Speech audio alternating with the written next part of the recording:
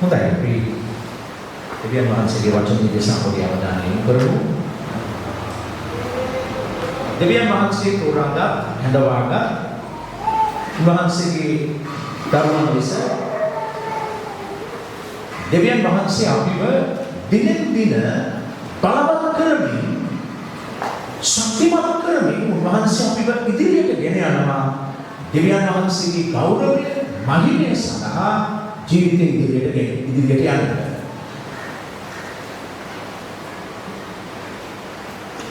අපිව තෝරගත්ත කැඳවගත්ත දෙවියන් වහන්සේට අප ගැන සැලැස්මක් තිබෙනවා. අපි කිසිදු අවස්ථාවක අහම්බයක් නිසා ජීවත් වෙන්නේ නැහැ. හැබැයි ඒ දෙවියන් වහන්සේ අපිව තෝරාගෙන අපිව කැඳවාගෙන අපිව අරන් යන ගමනේ අපි සිටිනවා. ඒක කොටසක් ඇතුළේ. දෙවියන් වහන්සේ සිටිනවා. උන්වහන්සේ අපිව කැඳවගෙන අපිව තෝරාගෙන අපිව ඉදිරියට ගෙන යද්දී මමත් සිටිනවා. එතන උන්වහන්සේ සිටිනවා. මම නැතුව උන්වහන්සේ මාව අරන් යන්නේ නැහැ. උන්වහන්සේ නැතුව මට යන්නත් බෑ. ඒ නිසා මමත් සිටිනවා, උන්වහන්සේත් සිටිනවා. උන්වහන්සේ මාව තෝරාගෙන තිබෙනවා. උන්වහන්සේ මාව කැඳවාගෙන තිබෙනවා. අන්න ඒ උන්වහන්සේ මාව තෝරාගෙන කැඳවාගෙන යන මේ ගමනේ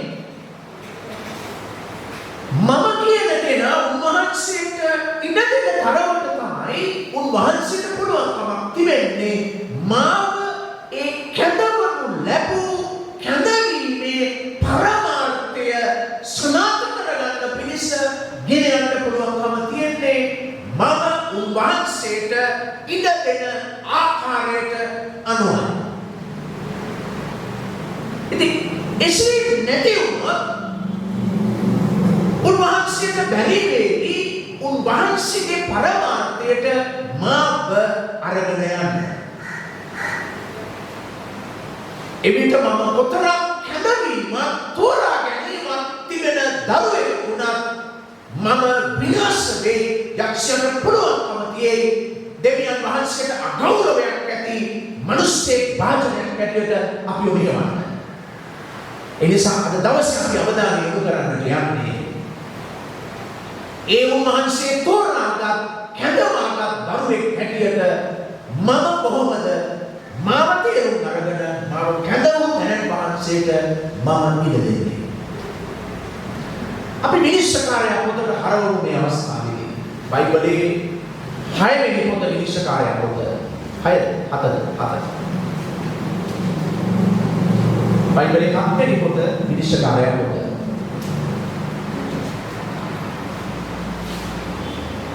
දෙවියන් වහන්සේ මේ විනිශ්චයකාරය පොත ගැන අපි හිතුවොත් දෙවියන් වහන්සේ ඊශ්‍රායල් ජනතාව තෝරාගෙන මෝසස්ගේ නායකත්වයේ යටතේ උන්වහන්සේ ඔවුන්ව පොරොන්දු දේශය කරා රැගෙන ආවා. මෝසස්ගේ වගකීම අවසන් වෙනකොට දෙවියන් වහන්සේ ජොෂුවාව තෝරාගෙන පත් කරලා උන්වහන්සේව ආලේප කළා මේ සෙනඟට පොරොන්දු දේශයට ඇතුල් කිරීමට. පොරොන්දු දේශයට ඔවුන් ඇතුල් කිරීමට මෝසෙස් ජොෂුවාව දෙවියන් වහන්සේ පාවිච්චි කළා. ඉන් පසුව ඔවුන් පොරොන්දු දේශයට ගියා. ඒකේ තිබුණු දෙවියන් වහන්සේ කිව්ව ආශ්චර්යමත් දේවල් ආශිර්වාද ඔවුන් භුක්ති විඳා. ඔවුන් දේශය බෙදාගෙන ඔවුන් ගෝත්‍ර හැටියට ජීවත් වුණා. ඒ ජීවිත සිට ජොෂුවාගේ කාලය අවසන් වෙනකොට අපි දකින දෙයක් තමයි දෙවියන් වහන්සේ තෝරාගත් ජනතාවම දෙවියන් වහන්සේව අතහැරලා ඔවුන්ට උන මාර්ගවල ඔවුන්ට උන දේවල් වල ඔවුන් ජීවත් වෙන්න පටන් ගන්නවා. අන්න ඒ අවස්ථාවේ ජොෂුවා පොතේ අවසානයේ ජොෂුවා කියනවා මමද මගේ පවුලට දෙවියන් වහන්සේට සේවය කරනවා. නුඹලා තෝරාගනිලා නුඹලා කාටද සේවය කරන්නේ. ජොෂුවා 24 වෙනි පරිච්ඡේදයේ වෙනකොට අපිට පේනවා ජොෂුවා පොත අවසන් වෙනවා. ඉන් පසුව පටන් ගන්න පොත තමයි විනිශ්චයකාරයා වරුන්ගේ පොත. වීරාවලිය කියන පොත. නැත්නම් විනිශ්චයකාරය පොත. මේ කාලේ වෙනකොට පෙරදී මෝසස් ඊළඟට ජොෂුවා නායකත්වයේ දීලා තෝරාගත් ජනතාව සමග ගමන් කළා වගේ මේ කාලය වෙන විට එහෙම නායකත්වයක් තිබුණේ නැහැ ඊශ්‍රායෙල් සෙනගාවට. ඊශ්‍රායෙල් සෙනග තමන්ට ඕන දේවල් කරන්න පටන් ගත්තා. ව්‍යවස්ථාව දෙවියන් වහන්සේ දුන්නා. ඒ සියලු දේවල් උන්දාව තියෙනකොට ඔවුන්ට ඕන දේවල් නමස්කාර කළා. ඔවුන්ට ඕන විදිහට ජීවත් වෙන්න පටන් ගත්තා. ඒ නිසා මොකද උනේ? දෙවියන් වහන්සේ වෙනත් ජාතීන්ව පාවිච්චි කළා ඊශ්‍රායෙල් සෙනගට දඬුවම් කරන්න සහ ඊශ්‍රායෙල් සෙනගව මෙහෙවන්න. අනිවෙන් කාලයකදී මේ සෙනග සීසීකට විසිරිලා පැරදි දේවල් වල ජීවත් වෙමින් දෙවියන් වහන්සේගේ ඉබන්ව දූෂිත තත්ත්වයන් වල සිටින්දී දෙවියන් වහන්සේ එක් පුද්ගලයන්ව නැගිට්ටුවා. ඒ කාලේදී මේ සෙනගට නායකත්වය දීලා අරගෙන යනවා. ඒ නායකත්වය දෙන්න තෝරගන්න අය විනිශ්චයකාරය පොතේ විතරක් නම් 13ක් තියෙනවා. නමුත් සාමාන්‍යයෙන් 12 දෙනෙක් විශේෂ විදිහට පිළිගන්නවා. අනිත් කෙනාව පිළිගන්නේ නැහැ. ඒවා ඒක විදිහට තියෙනවා. ප්‍රධාන වශයෙන් 12 දෙනෙක්. ඊට පස්සේ සාමාන්‍ය පොතට යනකොට සාමාන්‍යවත් විනිශ්චයකාරයෙක් කෙනෙක් පිළිගන්නවා. ඒ කියන්නේ 14 දෙනෙක් ගැන කතා කරනවා. නමුත් සාමාන්‍ය පිළිගන්නේ 12 දෙනෙක් සමහරවිට. ඒ 12 දෙනා විනිශ්චයකාරෝ 12 දෙනා අතර අවසාන පුද්ගලයා ගැන තමයි අද දවසේ බලන්නේ. ඒ කාලය තුල දෙවියන් වහන්සේ තෝරාගත් ජනතාවව ඉදිරියට ගෙන යන්න තෝරාගත් අවසාන පුද්ගලයා ගැන සලකන කෙනා තමයි සැම්සොන් කියන මිනිසයා. එයාගේ නම සැම්සොන්. දැන් අපි විනිශ්චයකාරයා 13 වෙනි පරිච්ඡේදයට අරගෙන ඔහු පිළිබඳව තිබෙන්නේ විනිශ්චයකාරයා 13 වෙනි පරිච්ඡේදයේ සිට 16 වෙනි පරිච්ඡේදය වගේ දක්වා තමයි ඔහු පිළිබඳව විස්තර සඳහන් වෙන්නේ.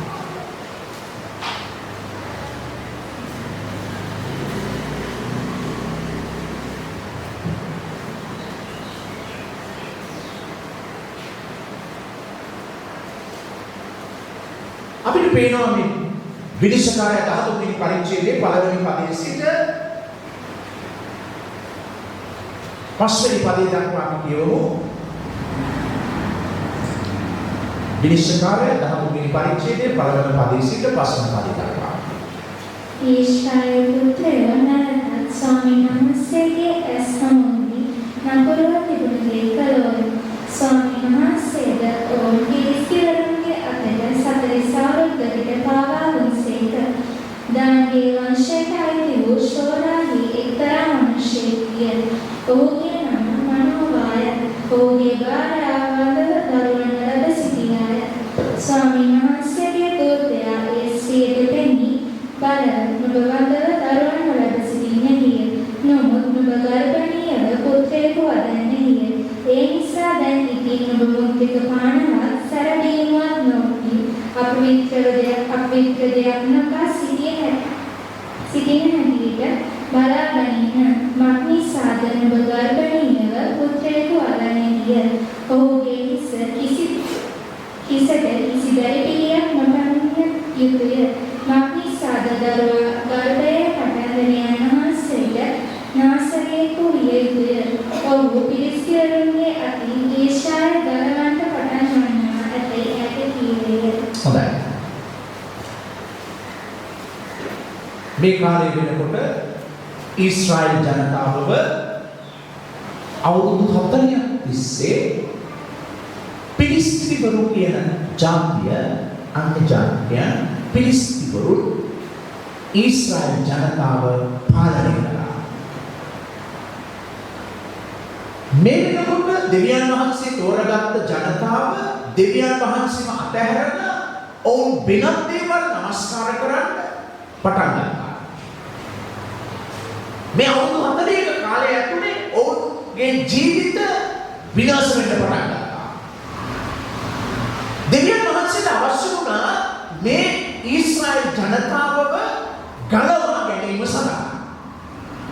ඊශ්‍රායල් ජනතාවව පිලිස්තිවරුන්ගේ මුදාගෙන දෙවියන් වහන්සේ තෝරගත්ත සෙනගක් හැටියට යලි මෙහෙවන්න දෙවියන් වහන්සේ සැම්සොන් කියන මේ පුද්ගලයාව උන්වහන්සේ තෝරගන්නවා. අන්න ඒක තමයි දැන් අපි දන්නේ. මේකේ අපිට පළවෙනි පදේ අපිට පේනවා ඔවුන් අවුරුදු 40ක් පිලිස්තිවරු යටතේ පාලනය වෙමින් සිටියා. ඊපස්සේ දෙවියන් වහන්සේ මේ සැම්සොන් කියන පුද්ගලයාව තෝරා ගන්නට යනවා. මනෝවා කියලා හිටියා එක්තරා මිනිසෙක්. ඔහුගේ භාර්යාවගේ නම බයිබලයේ සඳහන් වෙන්නේ නැහැ. මේ ජුවරට දෙවියන් වහන්සේ දෙවනි පදේ කතා කරලා කියනවා ඔබ ගර්භණීයව පුතෙක් ලබන්න කියලා. දැන් ඒ කැඳවීම පැමිණෙන්නේ දේව දූතෙක් මාර්ගයෙන්. ඒ පණිවිඩය පැමිණෙන්නේ දේව දූතෙක් මාර්ගයෙන්. එතකොට මේ සැම්සොන් කියන පුද්ගලයා පිළිබඳව දෙවියන් වහන්සේගේ හදවතේ ඉතාමත් අලංකාර අනර්ග විශේෂ සැලැස්මක් තිබෙන බව අපට තේරුම් ගන්න පුළුවන්. හේතුව දේවදූතෙක් මාර්ගයෙන් එවැනි උපතක් පිළිබඳව බයිබලයේ ස්වල්ප අවස්ථාවන් වල තමයි සඳහන් වෙන්නේ. අපි දන්නවා හන්නා දරුවන් නොලබ සිටින අවස්ථාවේ හන්නාට දෙවියන් වහන්සේගේ දූතයෙක් මගෙන් කතා කරලා කිව්වා ඔබ ගර්භණී වෙන්න යනවා. එතනින් ලැබුණු දරුවා කවුද? ප්‍රබල අනාගත වක්තුවරයාව සිටින සාමුවෙල් අනාගත වක්තුතුමාගේ උපතයි එදා හන්නට දේවදූතෙක් මාර්ගයෙන් ගත්තා. එවැනි අවස්ථාවක් ස්වර්ගයේ තියෙනවා. ඒවා හරි විශේෂ අති විශිෂ්ට අවස්ථා. ඔබ බැලුවොත් ස්නාපක ජෝන්ගේ උපත පිළිබඳව ස්නාපක ජෝන්ගේ පියාට දෙවියන් වහන්සේගේ දූතයෙක් ඇවිල්ලා කියනවා ඔබගේ භාර්යාව ගර්භණීයව පුතෙක් ලබන්න කියලා. ඔහු විශේෂ අපි දන්නවා ස්නාපක ජෝන් තමයි නබුගිවිසුමේ දාන්න අනාගත භාගය. යේසුස් වහන්සේගේ මාර්ගය සූදානම් කරගෙන මුළු ජුදය සොලවපු මිනිස්සෙක් ස්නාපක ජෝන්. යේසුස් වහන්සේ ඔව් ස්නාපක ජෝන් උසස් කරලා මේ විශේෂ පුද්ගලයා ඊළඟට මරියම්ගේ දැරිලා දෙවියන් වහන්සේගේ දූතයෙක් දර්ශනය වෙනවා කියනවා ඔබ පුත්‍රයෙක් ලබන්නේ. ඔහුට යේසුස් යන නාමයෙන් කවන්න තමන්ගේ සෙනඟ ඔහුගේ පාප වලින් බලවන්නේ උන්වහන්සේ කියලා.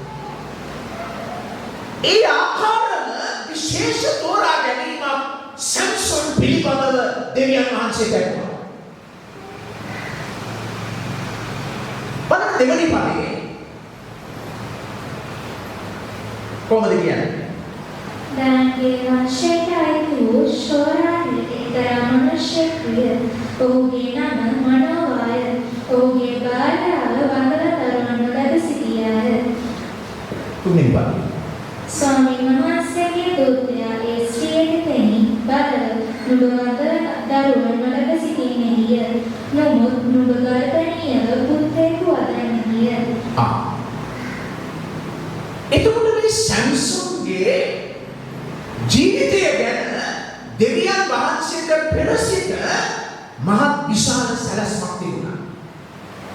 සැම්සොන් දෙවියන් වහන්සේගේ විශේෂ කැඳවීමක් ලද තෝරා ගැනීමක් ලද දරුවෙක්. අපි තේරුම් ගන්න අවශ්‍ය වැඩක්. අපි හැම විටම දෙවියන් වහන්සේ අපව තෝරාගෙන තිබෙන බව සිහි කරනවා නම් කල්පනා කරනවා නම් ඒකේ වැදගත් අපට ප්‍රයෝජනවත් වෙන දේවල් කීපයක් තියෙනවා. ඒ කියන්නේ මම නිතර සිහිය තබා ගන්නවා නම් දෙවියන් වහන්සේ මම තෝරාගන්න කෙනෙක් කියන එක ඒකෙන් මට ප්‍රතිලාභ ගණනාවක් තියෙනවා. දෙවියන් වහන්සේ මාව තෝරගත්ත කෙනෙක්, උන්වහන්සේ මාව විශේෂ ආකාරයෙන් තබා තිබෙන කෙනෙක් කියන දේ සිහියට නොගෙන ජීවත් වෙනවා නම් අපි වල්මත් වෙන්න පුළුවන් පරිසම්පන්න. නමුත් අපි නිතරම වටහා ගන්න අපට පුළුවන් නම් දහසක් අතරින් දෙවියන් වහන්සේ විශේෂ කැදවීමක් තෝරා ගැනීම මගේ ජීවිතේකට තබා දෙනවා කියලා. අපි බොහොම සුරක්ෂිතව ජයග්‍රාහීව අපේ ගමන අපි කෙලවර කරන්න යනවා.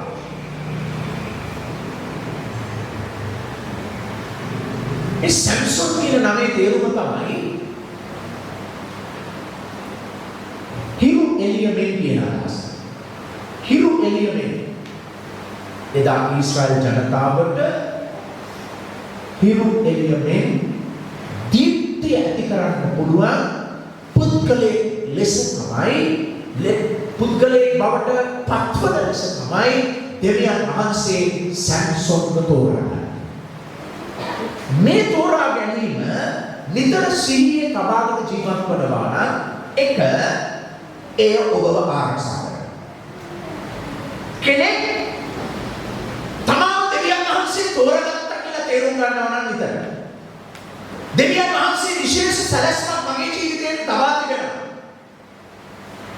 මේක නිතර තේරුම් ගන්න පුද්ගලයෙක් වේ නම් ඔබ පළවෙනි දේ තමයි මම මාව ආරක්ෂා කරගන්න පෙළඹෙනවා. එහෙම දෙවියන් වහන්සේ මාව තෝරගත්ත දරුවෙක් කියන සිහියෙන් බැහැ වුණාම ඔබ ආරක්ෂා කරගන්නේ නැහැ. ඔබව නිකන් අවබෝධයකට විදියට ඔබ ජීවත් වෙන්න පටන් ගන්නවා. ඔබට ඔබ ආරක්ෂාවක් සලසා ගන්න පුද්ගලයෙක් වෙන්න යන්නේ. නමුත් ඔබ දෙවියන් වහන්සේ තෝරාගෙන තිබෙනවා, කඩවාගෙන තිබෙනවා කියන සිහිය විතරම තමාට ආරක්ෂා කරගන්න පිටුවහක් වෙනවා. දැන් මම මේක මේ විදිහට තේරුම් ගන්න. දැන් සමහරක් වෙලාවට අපි ගිහිල්ලා ඔය මොකක් හරි කඩේකට හරි බබුවක් ගන්න මොකක්ද හරි ගිහිල්ලා කඩේකට යනවා. ඕක නැත්නම් මොකක්ද දැනකට යනවා. බලන්න. ගිහිල්ලා ඉතින් අපි ඔය ටික කරගෙන අපි ඔය ටික කරගෙන යනකොට එක පාට කෙනෙක් ඇවිල්ලා පාස්ටර් කියලා කතා කරනවා. දැන් පාස්ටර් කියලා කතා කරපු ගමන් එකවර සියලු කල්පනා වලින් බැහැර වෙලා එකවර කල්පනාවක් එනවා මම පාස්ටර් මම දැන් ඊට අනුකූලව සිටින්න අවශ්‍යයි. හැම විටම ඒක ඇහෙන වෙලාවේ මට මාව පරිස්සම් කරගන්න මාව ආරක්ෂා කරගන්න මගේ මොහොතේ සිග්නල් එකක් නිකුත්නවා.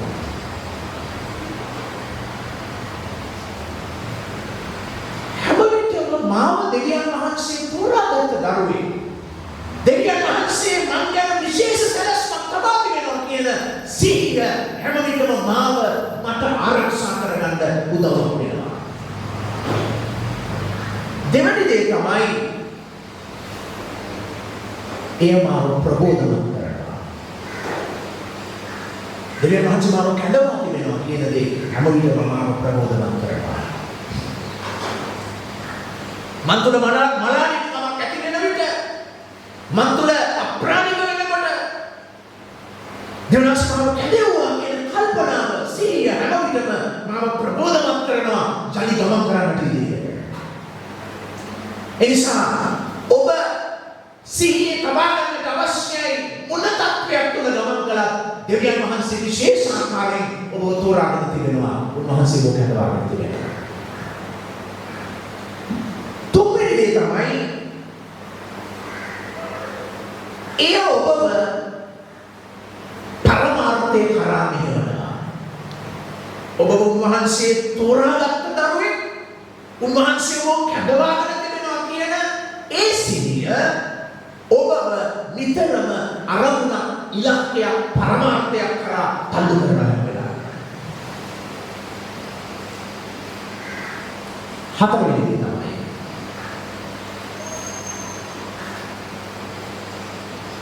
ඔබ දෙවියන් වහන්සේ තෝරාගෙන තිබෙනවා, දෙවියන් වහන්සේ ඔබ කැඳවාගෙන තිබෙනවා කියන ඒ සිහිය ඔබව නිතරම බලගන්වනවා අනිත් අයට බලපෑමක් කරන්න. දරස්මාව කැඳවගෙන තියෙනවා. දරස්මාව තෝරාගෙන තියෙනවා.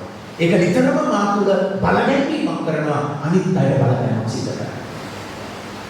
ඒ නිසා හරිව වැදගත් කල්පනාවක්. දෙවියන් වහන්සේ දහසක් අතරින් මාව තෝරාගෙන තිබෙනවා කියන සිහියෙන් ජීවත් වෙන්න. ඕක අසීමිත බවට පත් කරගන්න හැම වෙලාවකම මම මගේම ජීවිතේ අවබෝධයකට දාන කෙනෙක් බවට පත් වෙනවා. මගේම ජීවිතේ පහත් විදියට ගෙනියන්න මම පටන් ගන්නවා. නමුත් දෙවියන් වහන්සේ මාව විශේෂ විදියට තෝරාගෙන තියෙනවා. දහසක් අතරින් උන්වහන්සේට මං ගැන සැලැස්මක් තියෙනවා කියන එක ඔබ තේරුම් ගත්ත දාට ඔබ අනිවාර්යයෙන් ඔබ ආරක්ෂා කරගන්නවා. ඔබ ප්‍රබෝධමත් වෙනවා. ඔබ දෙවියන් වහන්සේ තෝරාගත් කැඳවාගත් පරමාර්ථය තුළ ජීවත් වෙන්න පටන් ගන්නවා. ඔබේ ජීවිතේ ඔබ බල ගන්නවා අනිත් අයගේ ජීවිත බල ගන්නට පුළුවන් කියන එක. ඒ නිසා ඉතාම වැදගත් දෙයක් දෙවියන් වහන්සේ ඔබව තෝරාගත්ත නේද සිහියෙන් ජීවත් වෙන්න. දැන් මේ සම්සොන්ව දෙවියන් වහන්සේ ඉතාමත් ස්වල්ප දෙනෙකු තෝරාගත් කැඳවාගත් ආකාරයට දෙවියන් වහන්සේ විශේෂ කැඳවීමකින් උපත ලබන්න සලස්වනවා. ඔහුගේ නමේ අර්ථයම හිරු එළියමෙන් ඊශ්‍රායෙල් කෙරෙහි බබලන්න පුළුවන් පුද්ගලයෙක් වන පිණිස දෙවියන් වහන්සේ තෝරාගන්නවා.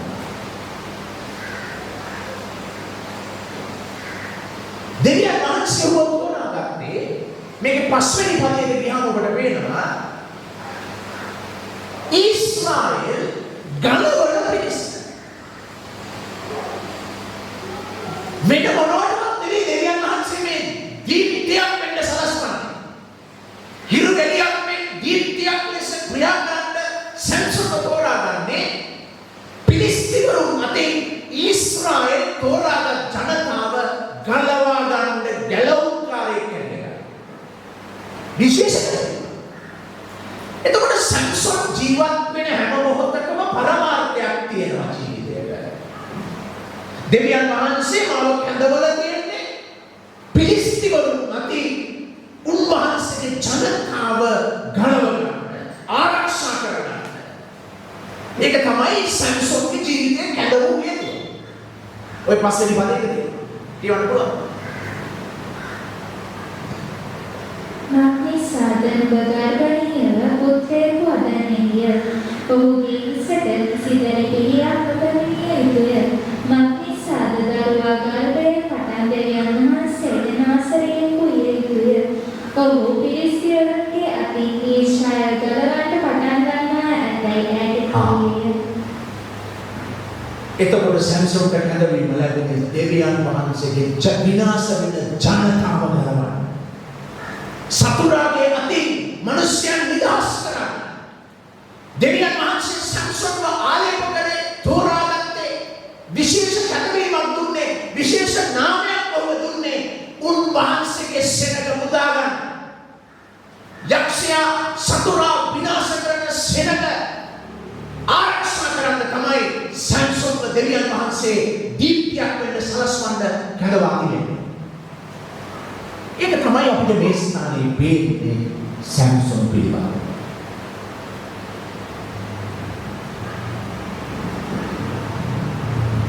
මේ පස්වෙනි පදයේ පේනවා මේ කැඳවීම ඇතුලේ සම්සොන්ට දෙවියන් වහන්සේ විශේෂ කැඳවීමක් දෙනවා. මේ කැඳවීම ඇතුලේ පරමාර්ථයක් තියෙනවා, කැඳවන හේතුවක් තියෙනවා. ඒ තමයි ඊශ්‍රායෙල් ගලවන පිණිස. ඒ තෝරා ගැනීමේ ඒ පරමාර්ථය කරා ගමන් කිරීමට සම්සොන්ට දෙවියන් වහන්සේ විසින්ම විශේෂ ආකාර බලය, විශේෂ ආකාර කැපවීම ඔහුගේ බලාපොරොත්තු වෙනවා. මොකක්ද මේ විශේෂ කැපවීම? පස්වෙනි පදේ කියනවා සැම්සොන් නාසරීය භාරයට දෙවියන් වහන්සේ ඔහුව වෙන් කරා කියලා. එදා තිබුණ නාසරීය භාරය කියන එක. ඒ නාසරීය භාරය න්‍යාකාරයෙන් තිබුණා. එකක් තමයි කෙටි කලකට නාසරීය ලෙස නාසරීය භාරයට කැප කරන්න පුළුවන්. දෙවනි දේ තමයි මුළු ජීවිත කාලයම නාසරීය භාරයට කැප කරන්න පුළුවන්.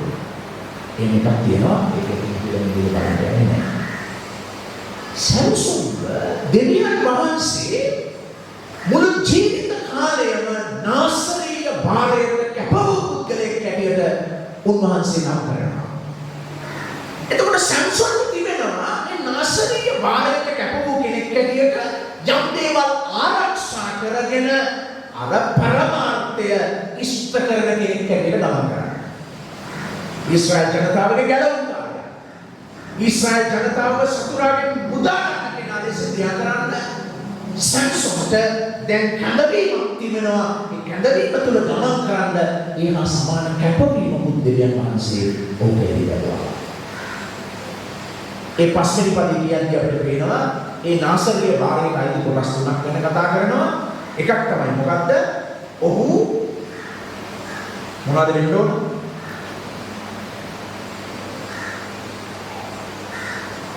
ඒ පස්වෙනි පදේ තියෙනවා මොනවද කියන්නේ? ඒවට බලන්න. මන්ති සාධක නුඹලාට පුත්‍රයෙකු අදන්නේ ඔහුගේ කිසට කිසි දෙවිපිලියක් නොකරන්නේ යුතුය. මන්ති සාධක දරුවා ගර්භයේ පටන් දෙවියන් වහන්සේට නාසරීයෙකු යෙදුය. ඔය නාසරීය විය යුතුයි කියන එකේ ඔය නාසරීය භාරය ගැන කතා කරනවා ගණන් කතාව 6 වෙනි පරිච්ඡේදයේ පළවෙනි පදයෙන් 5 වෙනි පදයට. ගණන් කතාව 6 වෙනි පරිච්ඡේදයේ පළවෙනි පදයෙන් ඉඳලා 5 වෙනි පදය වෙනකම් ඔය නාසරීය භාරය ගැන කතා කරනවා. විශේෂයෙන් 5 වෙනි පදය. ඒ නාසරීය භාරයකට කැප වෙන කෙනෙක් විශේෂ කැපවීමක් කරන්න අවශ්‍යයි. අපි දන්නවා ඔහු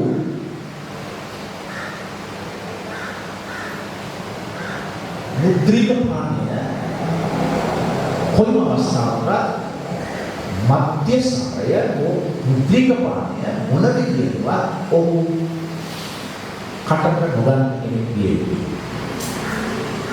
ඒකට අයිති දේවල් කීපයක් තිබුණා මම ඒවා ගැන අවධානය යොමු කරන්නේ.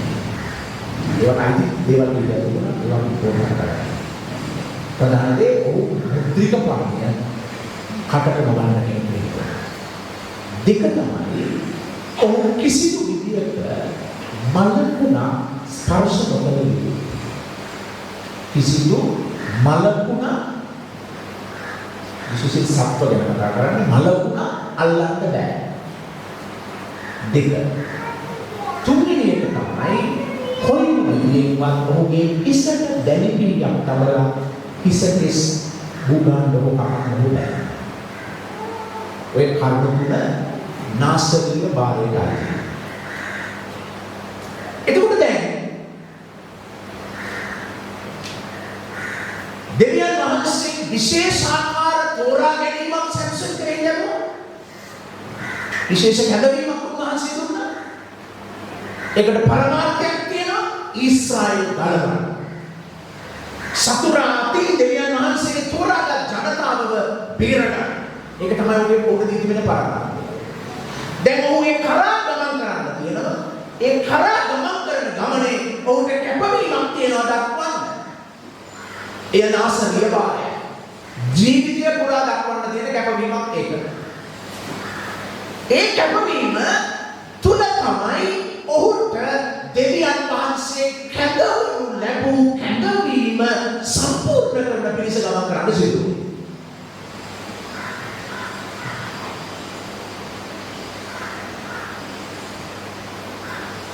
එබැවින් දෙවියන් වහන්සේ විශේෂ පරමාර්ථයක් සඳහා කැඳවු තෝරාගත් දරුවෝ හැටියට ඒ දෙවියන් වහන්සේ බලාපොරොත්තු වෙන පරමාර්ථය කරා මගේ ජීවිතේ අරගෙන යන්න වැදගත් වෙන කරුණු කීපයක් කෙරෙහි තමයි අද දවසේ අපි ගැන අවධානය කරන්නේ. දෙවියන් වහන්සේ විශේෂ තෝරා ගැනීමක් ලැබුවා, කැඳවීමක් ලැබුවා. උන්වහන්සේ දරුවෙක් හැටියට උන්වහන්සේ මට පරමාර්ථයක් තිබෙනවා ඉෂ්ට කරන්න දෙලා ඒක ඉටු කරන දරුවෙක් හැටියට මම මාව මෙහෙමන අවස්ථාවේ ඉදිරියට අරන් යන අවස්ථාවේ මම සැලකිලිමත් විය යුතු වැදගත් කරුණු පිළිබඳව තමයි දැන් අපි අරගෙන බලන්නේ.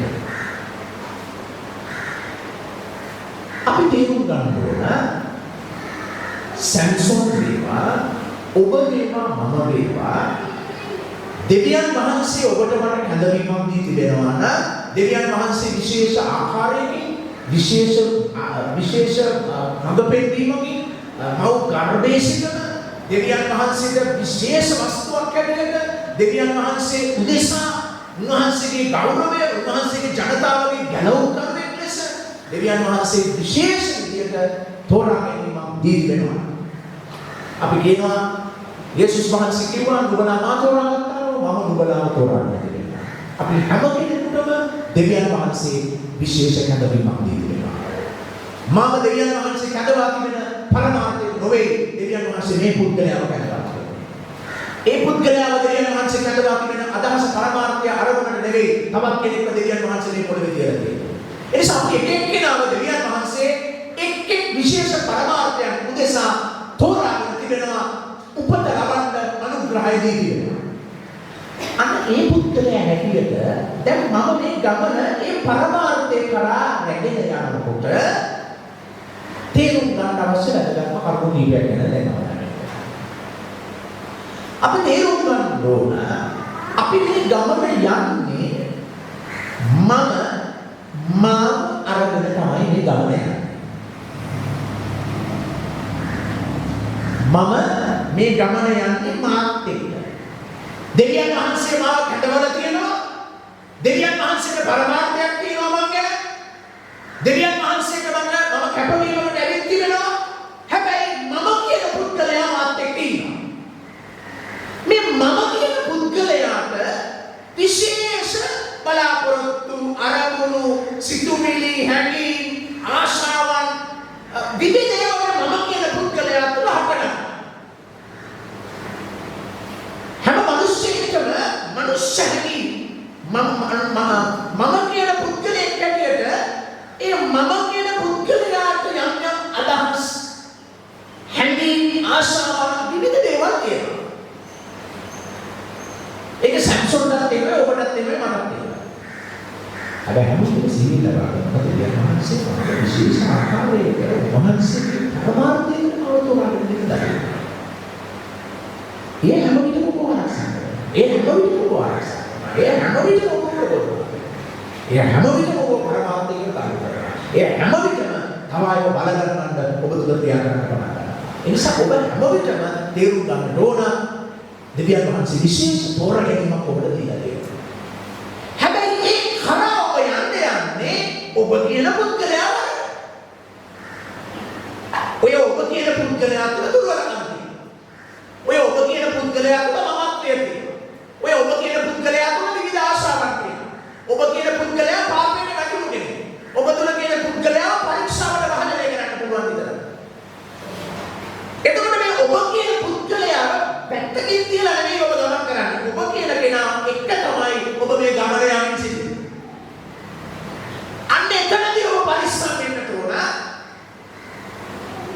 ඒ ඔබ කියන පුද්ගලයා ඔබට කියන දේවල් පිළිබඳව. ඒ මම කියන පුද්ගලයා මට දෙන උපදෙස් පිළිබඳව. මම කියන පුද්ගලයා මට දෙන මඟ පෙන්වීම පිළිබඳව සැලකිලිමත් වෙන්න ඕන. ඒ නිසා අපි තේරුම් ගන්නට ඕන වැදගත් දේ අපි තුල අපේම පුද්ගල භාවය කියලා එකක් තියෙනවා. ඒක බොහෝ වෙලාවට අපේ ස්වාමියා වෙනවා, අපේ බොස් වෙනවා, අපේ ප්‍රධානියා වෙනවා. අපි ඒකට හුඟක් දෙනවා, අපි ඒකට යටත් වෙනවා, ඒකට අපි අවබෝධ වෙනවා, ඒකට ඕන දේවල් කරන්න අපි තීරණ ගන්නවා. සම්සොත් බරන්නේ අන්න එතරම්. මේක හොඳින් තේරුම් ගන්න. සම්සොත් කියන පුද්ගලයා තුළ සම්සොත් කියලා කෙනෙක් හිටියා. ඒ සම්සොත් දුර්වලකම් තියෙන පුද්ගලයා. ඒ සම්සොත්ගේ චරිතය දිහා බැලුවම මිනිහ ගෑනු පෙරේතේ. ඔබ මේ සැම්සොන්ගේ ජීවිත කතාව ඔබලා බලන්න. කතාව කියවලා බලන්න. ස්ත්‍රී සම්බන්ධව හරිම දුර්වල චරිතයක් සැම්සොන් කියන්නේ. සැම්සොන්ගේ ජීවිතේ සැම්සොන්ට ආවේනික දුර්වලකම් තිබුණා. ඒ සැම්සොන්. ඒ ඔහුගේ පුද්ගලිකත්වය. ඒ ඔහුගේ වැටුණු ජීවිතය. දෙවියන් වහන්සේ දන්නේ නැද්ද සැම්සොන්? දන්නවා. ඒ මවගේ කුසේ උපදින දරුවා පිළිබඳව දෙවියන් වහන්සේ දන්නේ නැද්ද ඔහු පිළිබඳව? දෙවියන් වහන්සේ අපව තෝරාගෙන මේ ගමන ඉදිරියට යද්දී අපේ මහත්වය අපේ පුද්ගලිකත්වය තුළ හටගන්න දේවල් ගැන අපි සැලකෙනවා. දැන් මේ සැම්සොන්ගේ ජීවිතය දිහා බැලුවම අපි තේරුම් ගන්න අවශ්‍ය දැන් අපි කතා කරගෙන ඉන්න ටික මේ ගමන ඉදිරියට යද්දී අපි සැලකිලිමත් වෙන ප්‍රධාන දෙයක් තමයි මගේ මමත්වය නැත්තම් මම කියන පුද්ගලයා පිළිබඳව මම සැලකිලිමත් වෙනවා. මට කියව ගැනීමක් තියෙනවා. මම සාමාන්‍යයෙන් මෙහෙම කෙනෙක්. මම සාමාන්‍යයෙන් මේ විදිහේ හිතන කෙනෙක්. මේ වගේ දේවල් වලදී මම ඉක්මන් වෙන කෙනෙක්. මේ වගේ දේවල් වලදී මම කලකිරෙන කෙනෙක්. මේ වගේ දේවල් වලදී මම සාමාන්‍යයෙන් හරි ආවේගශීලී වෙන කෙනෙක්. මම පිළිබඳ කියව ගැනීමක් මට තියෙනවා. අනිත් අය මාව කියවන ඉස්සරලා අනිත් අය කියවනට කැමති නෑනේ. ඒ අනුත් මාව කියවන ඉස්සරලා මට මං කියන හොඳ කියව ගැනීමක් තියෙනවා. අපි එකිනෙක කෙනා වෙනදා. අපි එකිනෙක කෙනා විවිධ පෞරුෂයන් වලින් සිටිනවා. අපි එකිනෙක කෙනාට විවිධ ස්වභාවයන් තියෙනවා. ඉතින් අපිට පිළිබඳව කියව ගැනීමක් තියෙනවා. එහෙම නැත්නම් අප පිළිබඳව අනිත් අය කියවන්න පටන් ගත්තාට පස්සේ අපි කලකිරෙනවා. සමම් පිළිබඳව මට කියව ගැනීමක් තියෙනවා නම් ඒ කියන්නේ මට අවබෝධයක් තියෙනවා මට මම ගැන. මම පිළිබඳව මම වටාගෙන ඉන්නේ. මම කොයි වගේ කෙනෙක්ද? මොන වගේ දුර්වලකම් තියෙන කෙනෙක්ද? මොන වගේ ශක්තිය තියෙන කෙනෙක්ද? මොන වගේ හැඟීම් වලින් යුක්ත කෙනෙක්ද මම?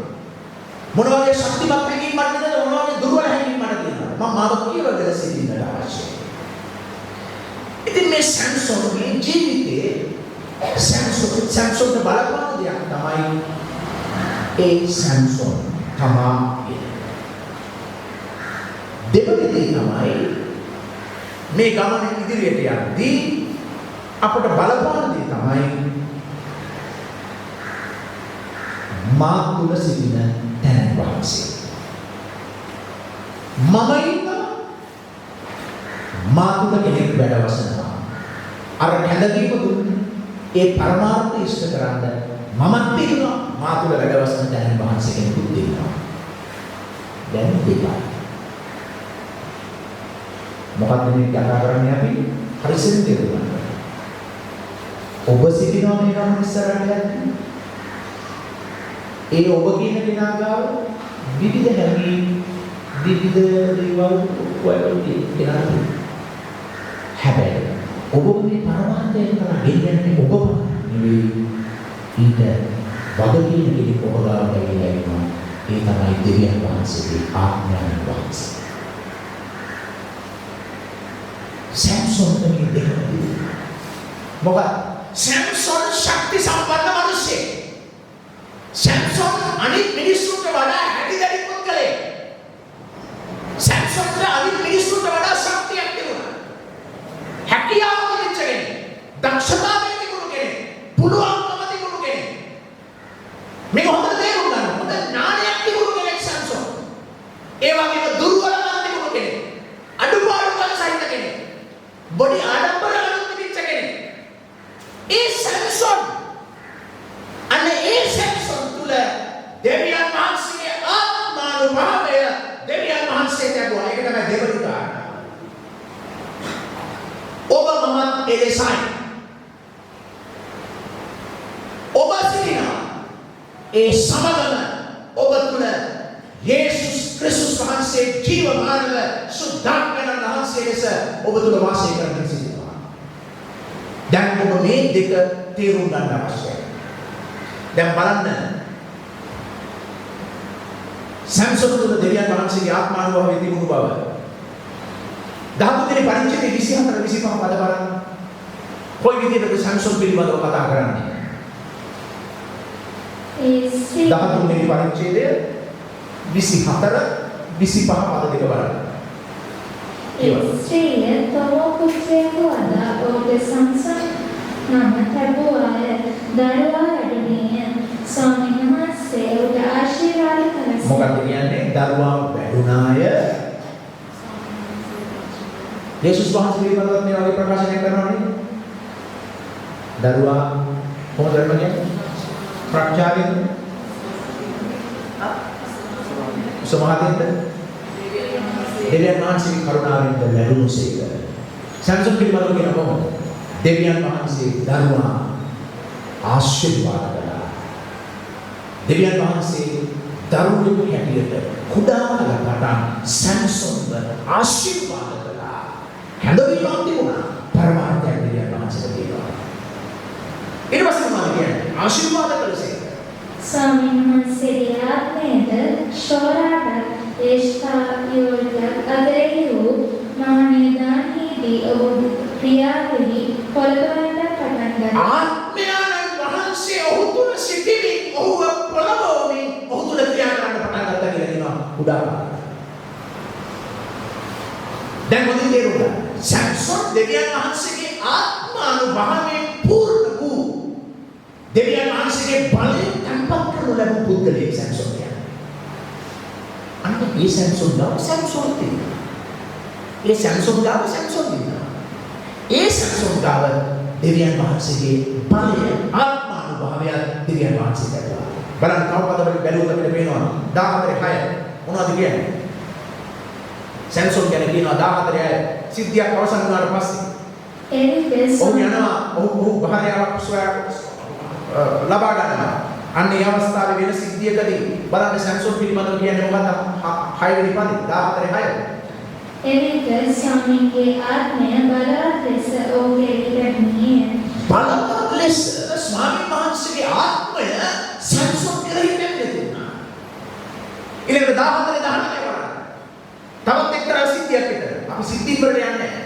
අවස්ථාව ආත්මානුභවය පිළිබඳව විතරයි අවධානය කරන්නේ. 14:19 එවිට ස්වාමීන්ගේ ආත්මය බලවත් ලෙස ඔහුගේ ඉරණියේ ස්වාමීන් වහන්සේගේ ආත්මය බලවත් ලෙස ඔහු කෙරෙහි පැමිණෙනවා. අර දුර්වල ශරීරයේ පිච්ච දුර්වල කියන්නේ දුර්වලකම් අඩුපාඩුකම් සහිත සැම්සොන්. හැඩි දැඩි සිරුරක් තිබුණු සැම්සොන්, ශක්ති සම්පන්න සැම්සොන් තුළ දෙවියන් වහන්සේගේ ආත්මානුභවය තිබුණා. ඊළඟට 15:14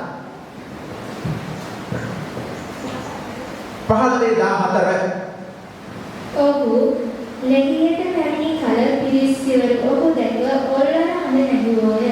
ස්වාමීන් වහන්සේගේ ආත්මය බලවත් ලෙස ඔහු කෙරෙහි පැමිණි. ස්වාමීන් වහන්සේගේ ආත්මය බලවත් ලෙස ඔහු කෙරෙහි පැමිණ සිටියා. දැන් අපිට පේන විශේෂත්වය මොකක්ද? මේ කෙටි පරිච්ඡේද 13 14 15 16 පරිච්ඡේද 4යි. ඔය පරිච්ඡේද 4 ඇතුලේ අවස්ථා ගණනාවකදී සැම්සොන් ගැන කියන දේ තමයි දෙවියන් වහන්සේගේ ආත්මානුභවය ඔහු කෙරෙහි පැමිණෙනවා. එතකොට අපි තේරුම් ගන්න ඕන දේ සැම්සොන්ගේ විශේෂත්වය තමයි දෙවියන් වහන්සේ අති විශේෂ බලයෙන් යුක්තව උන්වහන්සේ ඔහු සමග වැඩ සිටියා. දෙවියන් වහන්සේගේ ආලේපය සැම්සොන් කෙරෙහි තිබුණා. ඔහු විශේෂ පුද්ගලයෙක් බව අපිට තේරුම් ගන්න පුළුවන්. ඒ දේවාත්මානුභවය ඔහු තුළ තබන්නේ මොනවා නිසාද? උන්වහන්සේ යමකට කැඳෙවුවා යම් පරමාර්ථයක් කියනවා ඉෂ්ට කරන්න. අන්න ඒ සඳහා තමයි දෙවියන් වහන්සේගේ ආත්මානුභවය සැම්සොන් කෙරෙහි තිබෙන්නේ. යේසුස් වහන්සේ පොළවෙන් යද්දී කිව්වා මම ගියාට පසුව සනසීකාරයන් වහන්සේ මම නුඹලාට එවනවා. පරමාර්ථයක් ඇතුවයි සෙල්ලම් කරන්නේ පරමාර්ථය. උන්වහන්සේ ඔබ කෙරෙහි ආවට පස්සේ උන්වහන්සේ ඔබ අනාථව නාමයෙන් එවිට බලන්න සාක්ෂිකාරයෝ දෙවියන් වහන්සේ ඔබ තෝරගත්තේ උන්වහන්සේගේ ආත්මය ඔබ කෙරෙහි දැමුවේ දෙවියන් වහන්සේගේ විශේෂ පරමාර්ථයක් කියලා. ඒ පරමාර්ථය ඉටු කිරීම සඳහා තමයි දෙවියන් වහන්සේගේ ආත්මානුභවය උන්වහන්සේගේ වැඩ සිටීම උන්වහන්සේ අප කෙරෙහි තබා තිබෙන්නේ. ඒ සුද්ධාත්මයන් වහන්සේ පැමුණාම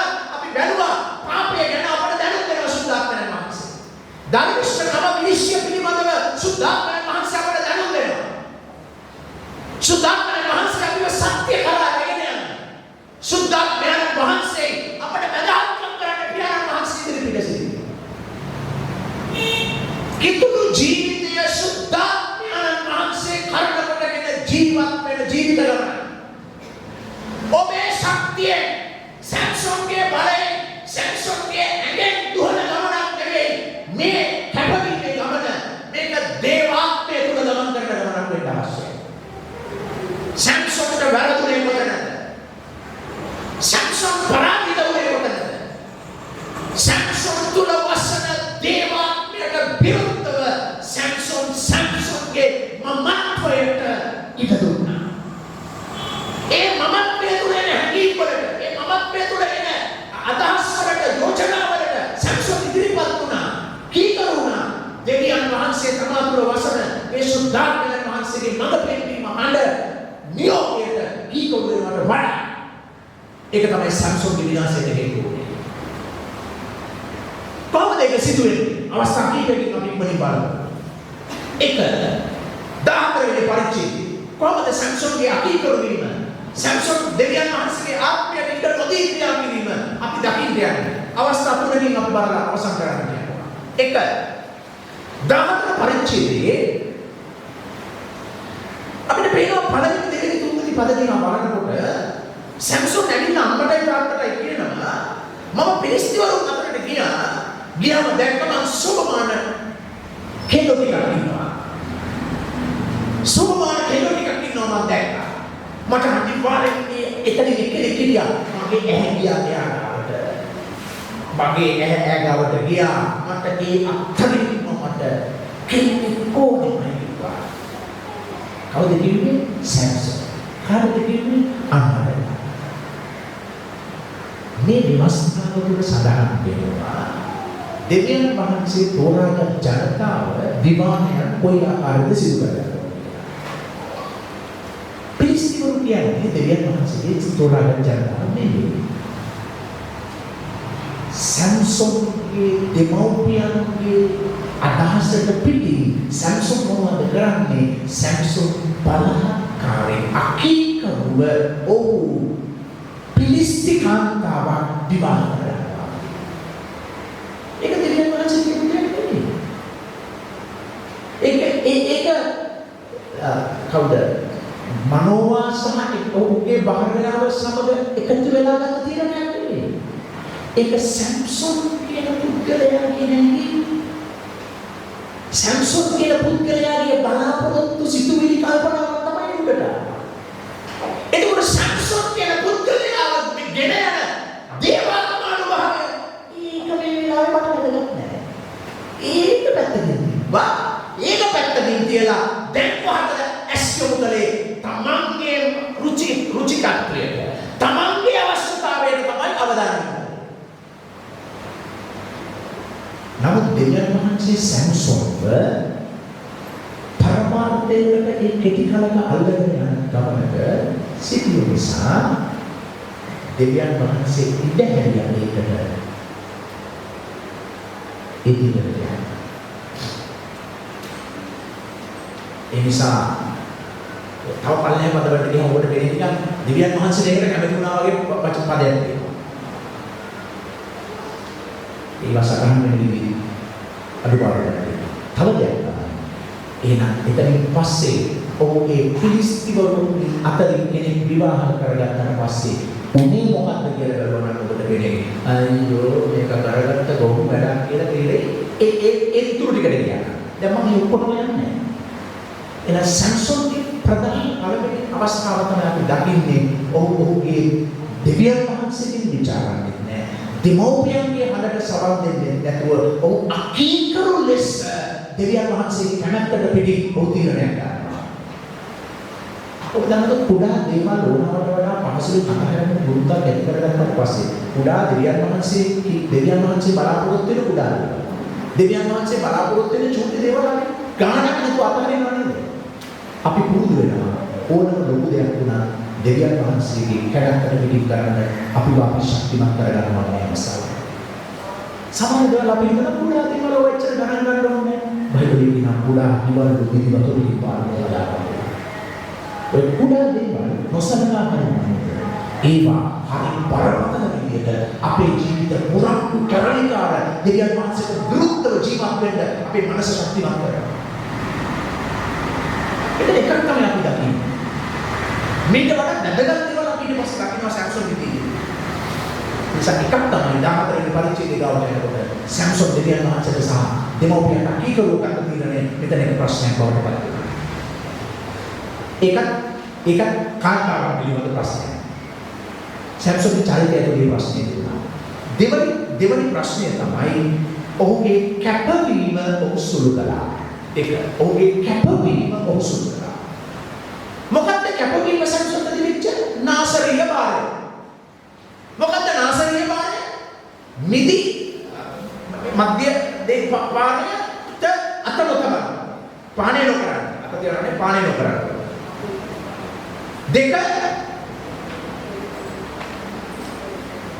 මලකුණක් ස්පර්ශ නොකරේ. තුන දැලිවියක් විසද නොතැබිලි. මේක තමයි මේ නාසකේ වාරය ඇතුළේ තියෙන කොන්දේසි තුන. දැන් ඒ විශේෂ කැපවීම සුළු කළා සැම්සොන්. 14 වෙනි පරිච්ඡේදයේ බලන්න එක අවස්ථාවක් විතරක් අපිට දකින්න පුළුවන්. 14 8 ඉඳලා 9. මොනවද වෙන්නේ? 14 8 ඉඳලා 9. සැම්සොන් ඒ නාසකීය භාරය කඩ කරනවා. සුළු කරනවා. කියවල. සල්ප දවසකට පසු ඔහු ඈ පාවා ගන්න යද්දී සිංහයාගේ මලකුණ බලන්න ආමට හැරී ගියේය. බලව සිංහයාගේ ශරීරයේ මීවැසි තරම් මීටනිද තිබුණේය. ඔහු ඒගෙන අතේ තබාගෙන කපා ගොස් තමාගේ මෝපියන් ළඟට ආව ඔවුන්ට දුන්නේය. මෙතන තියෙනවා ඔහු මලකුණ ස්පර්ශ කරනවා. අනිත් පැත්තේ කිසිම කැටක් නැතුව බයක් නැතුව අර මේ වදය කඩාගෙන ඒක කාලා ගිහිලා ඒක කොහෙන් ගෙනවද කියලා කියන්නේ නැතුව අම්මටයි තාත්තටයි දෙනවා. අම්මට තාත්තට අම්මව තාත්තට අවුල් කරගන්නවා. සැම්සොන් එච්චරට තමාව දෙවියන් වහන්සේ විශේෂ කැපවීමකට ගමන් කරන්න තෝරාගත්ත පුද්ගලයෙක් කියන කැපවීම සුළු කළා. ඔබ දන්නවද? දෙවියන් වහන්සේගේ ආත්මය අප තුළට පැමිණ අපිව ගෙනියන්නේ විශේෂ පරමාර්ථයකටයි. අපි ගමනේ කැපවීම සුළු කරනවා නම් අපි ඒවා සුළු වෙන්න සලස්සලා වැඩ කරනවා නම් අපි ක්‍රමයෙන් අපේ ජීවිතය අපි අනිසි අවවාහිතයකට ගන්න පටන් ගන්නවා. ඒ නිසා පරිස්සමෙන් තේරුම් ගන්න ඕනේ. ජනිත මේ දෙක තේරුම් ගන්න ඕනේ. එක මම දෙක මන් තුළ දෙවියන් වහන්සේගේ ආත්මයන් වහන්සේලා සිටිනවා. ඔය දෙක කොහොමද මම මෙහෙම ජීවිතය ඉස්සරහට ගෙන යන්නේ? ඒ අනුව තමයි එනිසා දෙවනි කාරණය තමයි ඔහු කැපවීම සුළු කරනවා. ඔහු නාසකීය භාරය කැඩුවා. තුන්වෙනි එක තමයි ඔහු බලය අවවාද කරනවා. තුන්වෙනි කාරණය ඔහු බලය වැරදි විදිහට පාවිච්චි කරනවා. කොහොමද අපි ඒක දකින්නේ? 16 වෙනි පරිච්ඡේදයේ 3 වෙනි පදේ පමණක් කියවන්න. තවත් තැන්වල මේක තියෙනවා. 16 වෙනි පරිච්ඡේදයේ 3 වෙනි පදේ බලය අවවාද කරනවා. ඔවුන් දෙවියන් වහන්සේ දුන්නු බලය පමණක් නෙවෙයි ඔවුන් දෙවියන් වහන්සේ දුන්නු හැකියාව ඔව් වැරදි විදිහට පාවිච්චි කළා. කොහොමද 16 කියවන්න? සම්සුන් මධ්‍යම රාත්‍රිය දක්වා නිදාහිඳ මධ්‍යම රාත්‍රිය නැගිට දොරටුවේ දොරවලු උළු කණිදෙක අගොල් ආදිය සමග අගොලා හරපිට තබාගෙන හේරෝඩ් ඉදිරි පිට තිබෙන කන්ද මොදුලට ගියේ. දැන් ඕක එකපාරට තේරෙන්නේ නැහැ. හරි. සැම්සොන් අවස්ථා කීපයකදීම ඔය බලය පාවිච්චි කරනකොට ඔබට දකින්න පුළුවන්කම ලැබෙයි ගෑනු ඉස්සර. මොකක් හරි ගෑනු කේස් එකකට පැටලෙනවා. ගෑනු කේස් එකට පැටලුනාම එක්ක මිනිහට අත් දෙක මම මේව දාලා බඳිනවා. ඒ වෙලාවෙත් බලය පාවිච්චි කරන්නේ මොකක්ද? පාවිච්චි කරන්නේ අරකටම තමයි. ඊළඟට තව අවස්ථාවක ඔය නුවර දොරටුවල තිබුණු අර මේව කණු දෙකක් උස්සගෙන මෙහෙම කිලෝමීටර් 40ක් මිනිහා ඒ දෙක උස්සගෙන ගමන් කළා කියලා කියනවා. කිලෝමීටර් 40ක්. ඒකේ බර රාත්තල් කොච්චරද මට දැන් මතක නැහැ හරියට. ඒ දිගුවේ එච්චර දේවල් කරේ අර ඒ ඕකට නෙමෙයි බලය දුන්නේ. බලය දුන්නේ පිලිස්තිවරු අතින් දෙවියන් වහන්සේගේ ජනතාව උදා. මෙයාව බල කරන්නේ. අරවණ පැටලෙනවා බලය පැටලෙනවා. ඉතින් හරි ලොකු මේ ඊට පස්සේ හැම වෙලාවෙම සැම්සොන් අතින් සිදු වුණේ තමන්ට දුන්නු බලය වැරදි විදිහට පාවිච්චි කරනවා. අද ක්‍රිස්තියානි දෙවියන් වහන්සේගෙම දරුවෝ දේව බලය වැරදි විදිහට අවබෝධ කරගන්නවා. තමන්ට දෙවියන් වහන්සේ දෙන කැඳවීම වැරදි විදිහට අවබෝධ කරගන්නවා. දෙවියන් වහන්සේ දෙන ආධිපත්‍ය බලය අවබෝධ කරගන්නවා. දෙවියන් වහන්සේ දෙන සුද්ධාත්ම ආලේපය වැරදි විදිහට පාවිච්චි කරනවා. තමන්ගේ නම උස්ස ගන්න, තමන්ට ලාභ ලබා ගන්න, සල්ලි ලබා ගන්න, වෙනත් ගෞරවයෙන් වරප්‍රසාදයක් ලබා ගන්න, විවිධේව ලබා ගන්න බලය අවබෝධ කරගන්න පටන් ගන්නවා. අවසාන ප්‍රතිඵලය ගන්න.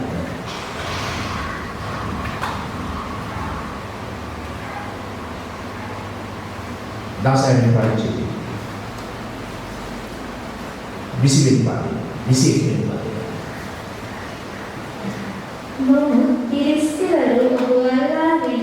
अंतिम अवस्था अवस्था तुना ඔය වගේ පිලිස්තිවරු අතර හවුණා බලය පාවිච්චි කරුවා කොහොම හරි ජීවිතේ බේරගත්තා. අවස්ථා තුනක් සැම්සොන් ඒ විදිහට බේරුණා. මෙන්න හතරවෙනි අවස්ථාව සැම්සොන් උදාහරණයක්. දෙවියන් නිලා එකාකාර කියා. අය අවස්ථා ගණනාවකදී සැම්සොන්ව රවට්ට ගනිමින් සැම්සොන්ගේ ඇඟේ එල්ලෙමින් නිතර ඔහුගේ කැපවීම පිළිබඳව නෙවෙයි අකීකරුව ඒක සම්පූර්ණ වැරදිලා. ඒකේ ප්‍රතිඵලය උනේ මොකද්ද? වෙනද නැගිට ඇඟ තිබුණු බල සම්පන්න සැම්සොන් ගාව දේවාත්මය නැතිව ගියා. බලන්න. විශ්වාසය Samson පිළිස්තිවරු බලට එක්කයි කීවාය. එවිට ඔහු නිින්දෙන් පිළිද ස්වාමීන් වහන්සේ තමා කෙරෙන් අහප ගිය බව නොදැන වෙනවත් අවරදීෙන් පිටතට ගොස් සදුවර ඉදහස් වන්නෙමි කීවේය. නමුත් පිළිස්තිවරු ඔහු අල්ලාගෙන ඔහුගේ ඇස් උගුල දමා ගාසාට ගෙන ගොස් ඔහු පිටතට නම් කරින් ගන්නෝය. වෙනදා මෙන් සැම්සොන් හිතුවා අදත් මට පුළුවන්. ඇයි වෙනද පුරුද්දම තියෙනවා. හැබැයි එදා සැම්සොන් ගාව දෙවියන් වහන්සේගේ ආත්මය තිබුණේ නැහැ. දෙවියන් වහන්සේගේ ආත්මානුභවයේ සැම්සොන් කෙරෙන් දෙවියන් වහන්සේ ඉවත් කළා. අන්තිමට අර ඇඟේ වෙන කරන්න පුළුවන් දෙයක් ඉතුරුනේ නැහැ. අපි දුවන්න යන්නේ මෙතනින්. මෙතනින් දුවන එක ඔබ කොයි අවස්ථාවේ හෝ වේදනාවක්, ලැජ්ජාවක්, අපහසුතාවයක්, පරාජයයක් වඩපත්. නමුත් ඔබ දන්නවද? ඔබ තුල ඉන්න සුද්ධාත්මයන් වහන්සේ පරාජය කරන්න කාට පුළුවන් කමක් නැහැ. ඔබ තුල ඉන්න තැනන් වහන්සේ බලවත් තැනන් වහන්සේ. ඒ නිසා ඔබ මේ කිතුරු ජීවිත ගමන ඉදිරියට ගෙන යද්දී ඔබ වටහා ගන්නට ඕන දේ ඔබව දෙවියන් වහන්සේ කැඳෙව්වා තෝරාගත්ත විශේෂ ආකාරයකින්. ඊට පරමාර්ථයක් දෙවියන් වහන්සේට තියෙනවා. ඒ තරම් උන්වහන්සේ ඔබේ ජීවිතේ රැගෙන යනවා. ඒ රැගෙන යන ගමනේ එක ඔබ සිටිනවා. දෙක ඔබ තුල සුද්ධාත්මයන් වහන්සේ සිටිනවා. ඔබට ඉඩ දෙනවා නම් ඔබගේ මමත්වය, ඔබගේ පුද්ගලිකත්වය, ඔබගේ බුද්ධිය, ඔබගේම දේකින් ඔබ ජීවිතේ ගෙන යන්න යනවා නම් ඔබ පරාජය වෙනවා. නමුත් ඔබ උනන්දු වෙනවා නම්, ඔබ කීකරු වෙනවා නම් ඔබ තුල වසන සුද්ධාත්මයන් වහන්සේට උන්වහන්සේ මොජායග්‍රාහී වෙසේ. මුළු පිළිස්තිවරුන් ඉදිරියට බල සම්පන්න මිනිසෙක් ලෙස ප්‍රකාශ වෙච්ච සැම්සොන් නිකම්ම මිලියන් කඩේලා පිළිස්තිවරුන් අතර මරණයට පත් කරගන්නවා. දන්නවද? දෙවියන් වහන්සේගේ අනුග්‍රහය අපට තිබෙනවා. දෙවියන් වහන්සේ කැඳෙව්ව තෝරගත්ත දරුවෙක් හැටියට මේ මනුෂ්‍ය හැඟීම් මනුෂ්‍ය ආවේග බලාපොරොත්තු සහිත මේ සිරුර දරාගෙන මේකට මඟ පෙන්වන්න සුද්ධාත්මයන් වහන්සේ ඉන්නවා. මේක බලගන්න සුද්ධාත්මයන් වහන්සේ ඉන්නවා. මේකට උපකාර කරන්න ගදහත්ව කරන්න සුද්ධාත්මයන් වහන්සේ ඉන්නවා. උන්වහන්සේ සූදානම් අපිව රැගෙන යන්න. අපි උන්වහන්සේට දීකරුවෙන් නැතිව අපි අපේම පුද්ගලිකත්වය අපේම මමත්වයට අපි දීකරුවෙන් ජීවත් වෙන්න යනවා. අපි වෙනසට පත් වෙන්න පුළුවන්. දැන් වෙනද වෙච්ච දේවල් මට කරන්න බෑ. වෙනද ගිය විදියට මට යන්න බෑ. ඇයි වෙනද ගිය විදියට මට බෑ? ඇයි වෙනද ගිය විදියට ඔබට යන්න ශක්තිය නැත්තේ? ඇයි වෙනද කරපු සේවය කරන්න ඔබට පුළුවන්කම නැත්තේ? ඇයි වෙනද දෙවියන් වහන්සේ පාවිච්චි කරන විදියට ඔබ පාවිච්චි කරන්න බැරි? ඔබ දෙවියන් වහන්සේගේ ආත්මයට ඉඩ දෙන කෙනෙක් හැටියට ඔබව ගෙනියනවා නම් දෙවියන් වහන්සේ ජීවමානව තවමත් ක්‍රියා කරමින් සිටිනවා. නමුත් ඔබ ඔබගේ මමත්වයට ඉඩ දෙනවා. ඔබ ඔබට දීකරු යොනවට වඩා. ඔබ ඔබව ස්වාමිය කරගෙන. ඔබ ඔබගේ මමත්වය ඔබගේ නායකය කරගෙන. ඔබ ඒකට තමයි දීකරු වෙන්නේ. ඔබ ඒකේ වමනාවට තමයි ජීවත් වෙන්න යන්නේ. ඒකේ සැප, ඒකේ මමත්වය ඔබ භුක්ති විඳින්න තමයි විතර ඔබව සූදානම් කරගෙන තියෙන්නේ. ඔබ කැපවෙන්න සූදානම් නැහැ. ඔබ දෙවියන් වහන්සේ ඔබව තෝරගත්ත දෙයට ඔබව කැප කරන්නව සූදානම් නැහැ. ඔබ වෙනුවෙන් කැප වෙන්නේ. ඔබ වෙනුවෙන් බය වෙන්නේ. ඔබ ඔබේ මමත්වය මුදුන්පත් කරගන්න ජීවත් වෙන්නේ. හැමදාම යන අමාරුයි අවස්ථාවක්. ඒ තත්ත්වයේ එහෙම පිටින්න දෙසක්. එනිසා ප්‍රේමවන්ත සහෝදර සහෝදරියනි, වෙනදා මේ සැමසෙන හිතුවා අදත් මට අත ඔසවනකොට දම්වල් කැඩේ කියලා. ඒ අත ඔසවපු සැමසෙන්න දැන් වලකට පුළුවන්. ඒකට අනුග්‍රහය ශුද්ධාත්මයන් වහන්සේ. අද ඔබට වෙනදා ජාතක දේවල් ජාතක බැරිද? වෙනදා තහවුරු දේවල් වෙනදා පසු කරන්නේ දේවල් අද ඔබට පසු කරගෙන යන්න අමාරුද? ඔබ කියනවාද මට ඒවා පහු කරන්න යනකොට මාව ඒවා එළවගෙන එනවා. මට ඒවා අල්ලන්න හිතෙනවා. මට ඒවත් එක්ක ජීවත් වෙන්න හිතෙනවා. ඇයි මට දැන් බැරි? ඉස්සරට වඩා ඒවා පරාජය කරගෙන යන්න. දෙවියන් වහන්සේගේ ආත්මය නැතිව ඔබට ක්‍රිස්තියානි ජීවිතය ගෙනියන්න බෑ මේ ලෝකේ තුල. ඔබ අහනවා වෙනද වගේ ඇයි මට එහෙම හදවතක් නැත්තේ? වෙනද වගේ මිනිස්සුන්ව ගලවන්න, යක්ෂයාගේ බලයෙන් නිදහස් කරන්න, විනාශ වෙන මිනිස්සුන්ව දිනාගන්න ඇයි මට හදවතක් නැත්තේ? ඇයි මට ඒ පිපාසය දැනෙන්නේ නැත්තේ? ඉස්සර මම අනිත් අය ගැන එහෙම හිතුවා. ඉස්සර මම අනිත් අය යේසුස් වහන්සේ විතර දිනාගත්තා. ඉස්සර යක්ෂයාගේ බලයෙන් මිනිස්සුන්ව නිදහස් කරගත්තා. මත්තුලින් බොහෝ අය යේසුස් වහන්සේව හඳුනාගත්තා. ඒ ඔබ තුළ උන්වහන්සේට ඉඩ දුන්න නිසා. අද ඔබ ඉඩ දෙන්නේ නැති මුරණ්ඩු ජීවිතයකට ඔබ ඇවිත් වෙනවා නම් අද ඔබ බලයි. ඇයි අද මම මත්කොසවනකොට ඒ සිදුනවා නම්? ඇයි අද මම අඩිය කියනකොට අද ඒ ගමන ඉස්සරහට යන්නේ නැත්තේ? ඔබ නෙවෙයි මේ ගමන යන්නේ. ඔබ මෙහෙම ඕන. ඔබ තුළ ඉන්න සුද්ධාත්මයන් වහන්සේට ඉඩ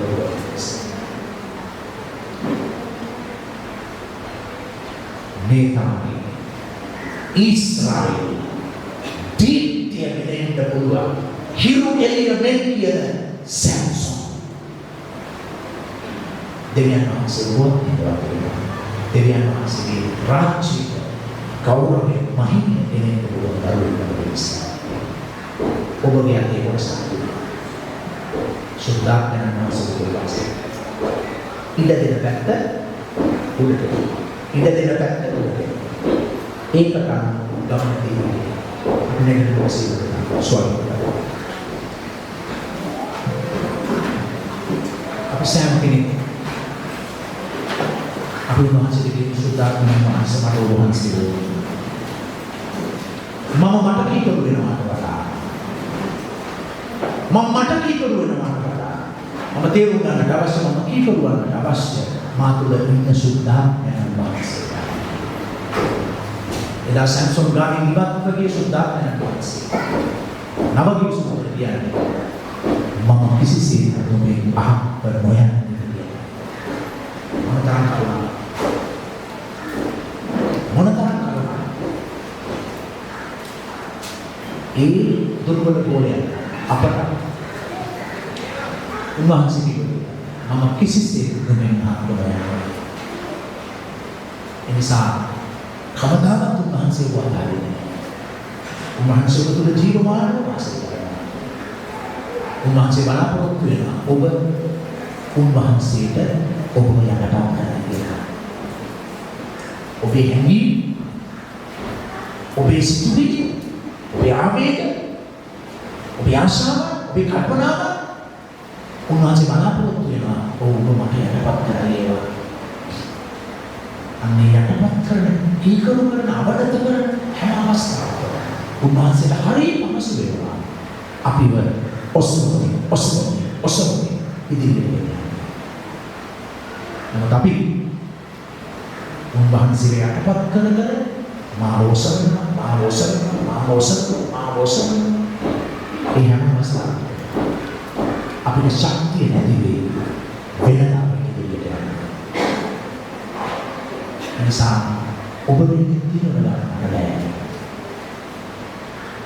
මගේ දිනවල නැහැ. ඔබගේ දිනවල අවදාන උන්වහන්සේ බලහන්කාරය කිසිදු අපිට උදාහරණ උන්වහන්සේ කැමැත්තට ගවනවා.